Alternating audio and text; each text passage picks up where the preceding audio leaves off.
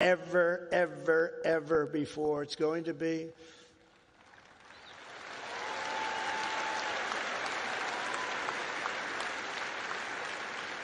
As you embark on this great adventure, let me share some of the biggest lessons I've learned from a lifetime spent building dreams and beating the odds. I beat a lot of odds.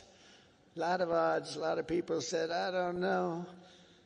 But it worked out okay. Where are we? Oh, gee, I'm president. How did that happen? Now, you're going to be in the same position. But some of the would you like to hear some of the ideas, or should I just skip over that part, huh? That's going to be more interesting than all the other stuff, which was slightly political, right? I'm going to give it to you, though, just as I see it and as I've learned it, the hard way and the easy way. First, if you're here today and think that you're too young to do something great, let me tell you that you are wrong. You're not too young. You can have great success at a very young age. You're all very young.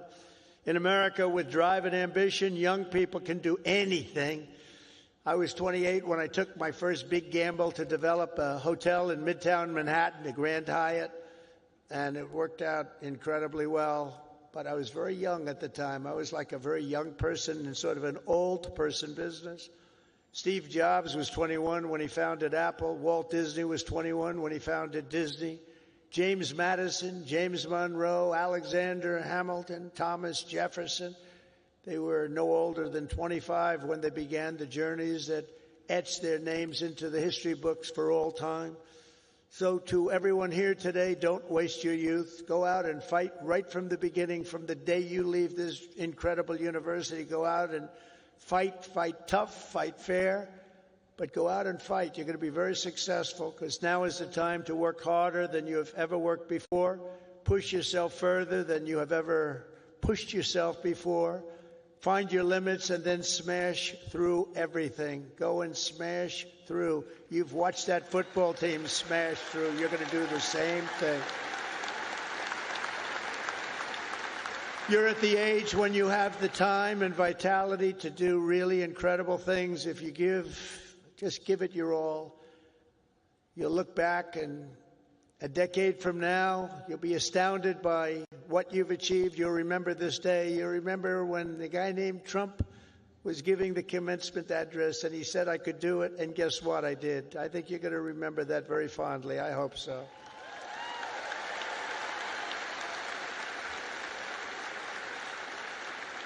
Second of all, and very importantly, you have to love what you do. Okay? You have to. I rarely see somebody that's successful that doesn't love what he or she does. That's way you really like. Work isn't work. It's fun.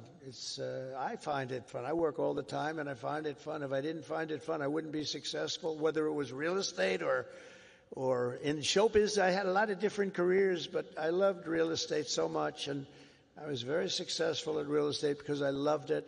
I learned a lot from my father because I watched him work. He worked he was a workaholic. He loved to work.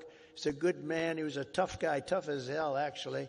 Now that I think back, I don't know if you could even get away with that nowadays. He was tough, but he was a good man, I'll tell you. And he worked 7 days a week. He worked Saturdays, Sundays. It didn't matter. And I learned by watching him, he loved his life. He loved what he was doing. He had a great long-term marriage, a long, many years. He beat me on that one. Now, mine are very successful, but they haven't lasted quite as long. It was close to 70 years. That was a long time. I said, Pop, you beat me on that one. But you know what I learned from him? That he loved life, and all he did was work. I see people that don't work hard, and they're miserable. So go out and find. But he loved what he was doing.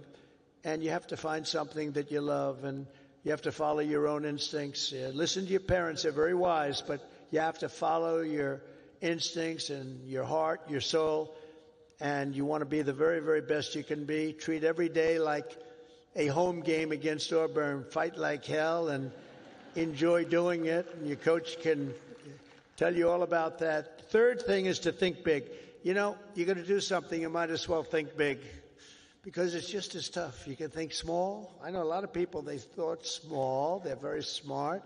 I know others that weren't nearly as smart, but they had a better picture of the big picture, because it's just as hard to solve a small problem as a big problem, and it's just as much energy and everything else, except the result is going to be a smaller one. So love what you do, but think big if it's possible. Now, if it's not possible, that's okay too. You do something, you have to do something that you love. You will have all the same headaches and challenges, all the same delays and setbacks, so you might as well do something that's just amazing. America doesn't aim small, Alabama doesn't aim small, and neither do you. So think big when possible, think big. Fourth is work hard. Work hard. Never, ever stop. An example is a great athlete, actually, Gary Player, golfer, great golfer. He wasn't as big as other men. He was actually on the small side. Don't tell him that. Friend of mine, don't tell him that, because he doesn't understand that. But he worked very, very hard. He made up for it. He never stopped. He won 168 golf tournaments. Think of that, 100. I said, Gary, you're winning like every weekend. Do you ever choke or anything? I don't know what choke means. And he made a statement years ago that I read, and I thought it was sort of an incredible statement. He said, it's funny, the harder I work, the luckier I get, right? Think of that. The harder I work, the luckier I get. So you really have to work hard, and you're going to be successful because you have the talent. To get into this school is not easy. To get through it is even more difficult. You have a lot of talent. Fifth is don't lose your momentum. You just want to keep it going, and you have to know if you are losing it. You have to know when you're losing it, so maybe you stop, and maybe it's time to stop. Listen to the feedback, think through your plan very carefully, and keep moving fast. The word momentum is very important. I mean, I'll just tell you a little story about a great real estate developer named William Levitt. He built Levittown. Some of you might live in a Levittown. He was the biggest developer in the whole country in the 1940s and so. And he built these jobs. He started with one house, then 2 houses, then 20 houses, then thousands and thousands of houses. And a company, Gulf and Western, came along and they said, we're going to make you an offer to buy your company. And they offered him a lot of money, more money than he ever thought he could make. And he retired, lost his momentum. He retired, and he led a beautiful life. He had a wife, I must tell you, it was a second wife. It was a trophy wife. What can I say? I don't like telling you everything, but we're all friends, right? Can we talk? We're all friends. He had a trophy wife, and he lived a different life. He moved to the south of France, but he it was a life of tremendous luxury. He had so many millions of dollars. He was given a fortune for the company, and 10 years went by, and then 15 years went by, and he got a call from this big conglomerate, Gulf and Western, and they said, we're not doing well with the purchase, because he used to pick up every nail, every piece of sawdust, every piece of wood, every chip, everything, and he'd sell it. He'd make a couple of bucks. Everything was perfect. They can't do that. You know, these big companies, they don't do that. You see it a lot when an entrepreneur sells to a big company and then he ends up buying the company back for peanuts later on. Happens a lot. But he was the best at what he did. But 15 years went by, and he was so excited, and they sold him back his company. And he started, and he was going to tear apart the world because he got bored with a life of luxury. And he started building and building and building. And the markets turned on him. And he went bad. He lost everything, and he went bankrupt. Absolutely bankrupt. And it was a sad story to read. It was such an amazing story because he was so rich. But he paid them, and he bought it for the right price, bought it low, but he went wild. But he lost his momentum. He wasn't good at it anymore. And he was at a party on Fifth Avenue, I'll never forget. And it was a party of a very, very powerful man who was having the party in a magnificent apartment overlooking the park. And I walked in, and there were 50 or so people. I recognized most of them, all the biggest business people in the world, actually. Very glamorous. I was doing well. I was young, and I was doing well. And I was invited to parties like that. And I looked in the corner, and there was Mr. William Levitt sitting all by himself on a chair, looking very glum.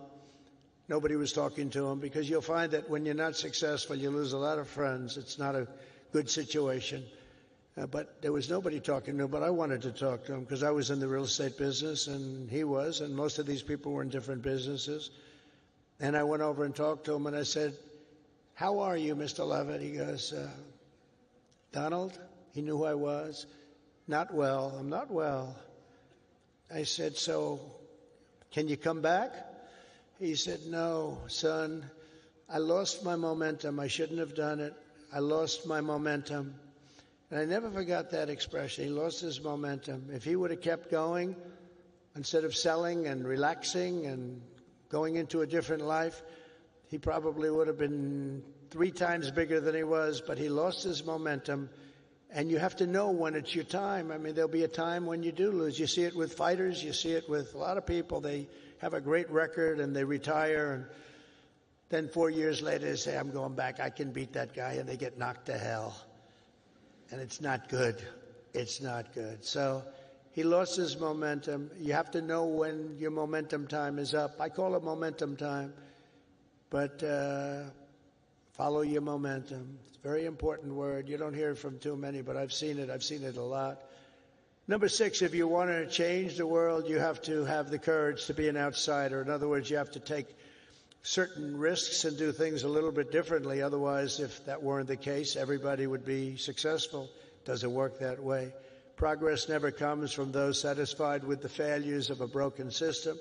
It comes from those who want to fix the broken system. And you'll make the bigger money, you'll make the more success by acting that way. The other way may be more secure, but if you want to go to the top, you're just never going to do it unless you break the system. Change is never easy, and the closer you get to success, the more ferociously those with a vested interest in the past will resist you. They want to resist. So I just say, trust me on that, because I know you really do. You have to break the system a little bit and follow your own instincts. But if your vision is right, nothing will hold you down. Nothing. You have to have the right vision.